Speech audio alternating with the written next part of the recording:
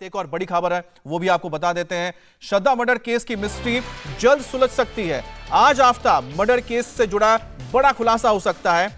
Delhi police आज आफताब का polygraphy test कराएगी।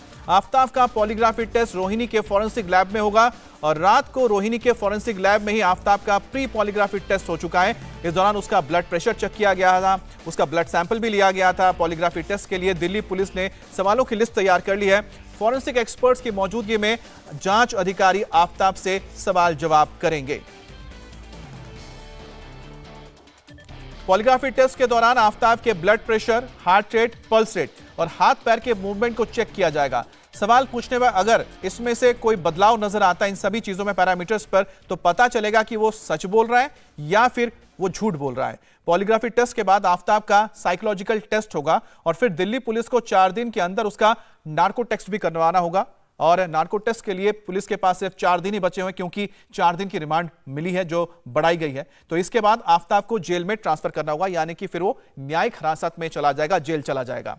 ये अपने गांव में स्टेशनरी बिजनेस शुरू करके हर महीने 2 लाख कमा रहे हैं। आपके गांव में भी ये करना है तो फ्रीडम ऐप को अभी डाउनलोड कीजिए।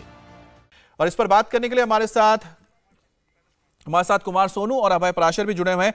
कुमार सोनू, आज का दिन बहुत अहम है क्योंकि पॉलीग्राफी टेस्ट से ही काफी कुछ चीजें सामने आ जाएगी। तो फिलहाल कितने बजे शुरू होगा या शुरू हो चुका है और क्या खबर आ रही है इसको लेकर? देखिए, अब से कुछ समय बाद दिल्ली पुलिस यहां पर लेकर पहुंचेगी आफताब को और आज पॉलीग्राफ के सेशन का पॉलीग्राफ टेस्ट का दूसरा सेशन यहां पर शुरू किया जाएगा। कल जो है प्री टेस्ट कुछ किए गए थे जिसमें बीपी, शुगर और हार्ट बीट और पल्स रेट जो है चेक किया जाता है। उसके बाद कुछ देर उसकी काउंसलिंग की गई ताकि वो घबराए ना, क्योंकि जो सब्जेक्ट होता है ऐसे में इस सेंसिटिव टेस्ट के होने से पहले कई बार घबरा जाता है, उसकी तबियत बिगड़ने की चांसेस रहते हैं। तो पहले उसकी काउंसलिंग की गई, उसके बाद 15 से 20 सवालों का दौर उसके सामने चला और जिनके जवाब उसने दिए। फिलहाल अब रात को 10:30 बजे के करीब दिल्ली पुलिस की टीम यहां से एफएसएल से आफताब को लेकर निकल गई थी, लेकिन अब माना जा रहा है कि आज एक बार फिर आफताब को यहां लाया जा सकता है और आज जो अगर लाया जाता है तो आज आखिरी दिन होगा पॉलीग्राफ टेस्ट का। इसके बाद यानी नेक्स्ट डे यानी कल गुरुवार को जो है दिल्ली के अंबेडकर अस्पताल में साइकोलॉजिकल टेस्ट होगा एक उसका।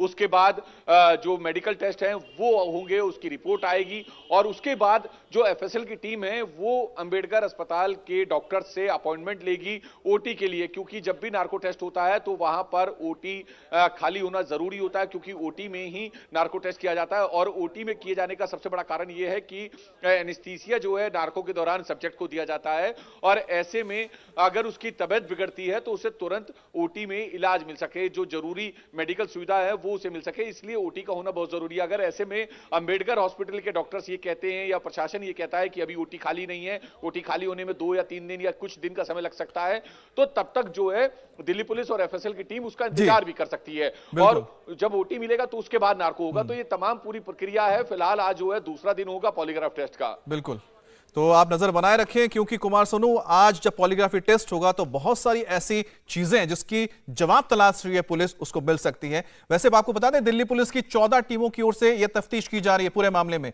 दिल्ली में सबूतों की तलाश की जा रही है, तो वहीं मुंबई से सटे वसई में लगातार बयान दर्ज किए जा रहे हैं। कल देर शाम दिल्ली पुलिस ने आफताब के 3 दोस्तों का भी बयान लिया है और अभी तक श्रद्धा के कटे सिर और बॉडी पार्ट्स की तलाश जारी है। तफ्तीश में अब तक 18 हड्डियां बरामद की गई हैं जिन्हें जांच के लिए लैब भेजा गया है। हत्या में इस्तेमाल चॉपर समेत आरी, मोबाइल फोन और कई अहम सबूतों की तलाश अभी भी पुलिस को है। अब श्रद्धा मर्डर केस में दिल्ली पुलिस लगातार गवाह भी दर्ज कर रही है और इसी कड़ी में श्रद्धा के एक्स मैनेजर करण को दिल्ली पुलिस ने बुलाया है। श्रद्धा आफताब के बीच मारपीट के अहम गवाह हैं करण, जिनका बयान पुलिस ने पहले ही दर्ज कर लिया था। वसई में उन्हें बुलाया गया था। ऐसे में जल्द ही दिल्ली आ सकते हैं करण, जो कि एक्स मैनेजर रहे हैं श्रद्धा के। हमारे साथ अभय हैं। अभय, जो गवाहियां ली जा रही हैं, जो गवाह दर्ज किए, मतलब साथ में लाया जा रहा है उनको, जैसे कि एक्स मैनेजर को लाया जा रहा है, इसी तरह से अगर छोड़ दिया जाए पॉलीग्राफी टेस्ट, नार्को टेस्ट, इसके अलावा जो गवाह है वो इस केस में कितना महत्वपूर्ण रोल निभा सकते हैं इंसाफ दिलाने में श्रद्धा को? हाँ देखिए, बिल्कुल एक काफी इंपॉर्टेंट रोल है इन सभी गवाहों का, चाहे हम करण की बात करें जो कि पूर्व मैनेजर हैं, या फिर श्रद्धा के और भी कई दोस्त हैं जिनसे श्रद्धा चैट किया करती थी, उन्हें बताया करती थी कि किस तरीके से आफताब श्रद्धा के ऊपर जुल्म कर रहा है। यही नहीं, साल 2020 में जब शिकायत दर्ज कराई थी तो दोस्तों ने भी काफी सपोर्ट किया था, लेकिन फिर आफताब की धमकी की वजह से श्रद्धा ने अपनी शिकायत वापस ले ली थी। असल में मुंबई पुलिस के साथ मिलकर दिल्ली पुलिस जो सब तमाम दोस्तों के पूर्व मैनेजरों के जो बयान दर्ज कर रही है, उसकी वजह यही है ताकि कोर्ट के अंदर आफताब का कंडक्ट पास्ट में कैसा रहा है, क्योंकि श्रद्धा ने की जो कंप्लेंट कॉपी निकलकर सामने आई है साल 2020 में कि कितनी बुरी तरीके से न केवल उसे मारा पीटा करता था, मां बाप के ऊपर भी आरोप है, और इस तरीके की बात है कि वो उसको काटकर फेंक देगा। इस तरह की बात साल 2020 में भी श्रद्धा ने अपनी शिकायत में कही थी। ये अपने गांव में स्टेशनरी बिजनेस शुरू करके हर महीने 2 लाख कमा रहे हैं। आपके गांव में भी ये करना है तो फ्रीडम ऐप को अभी डाउनलोड कीजिए।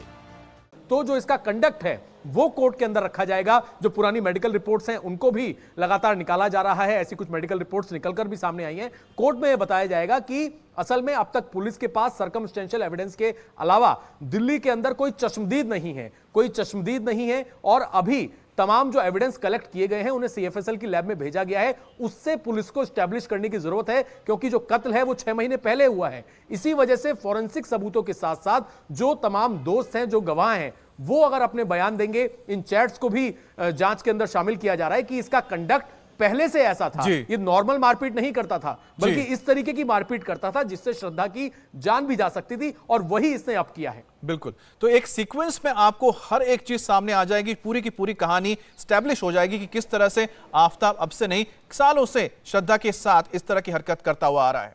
इंडिया टीवी हर वक्त हर जगह डाउनलोड करने के लिए सर्च करें India TV news Google play store या ऐप स्टोर पर।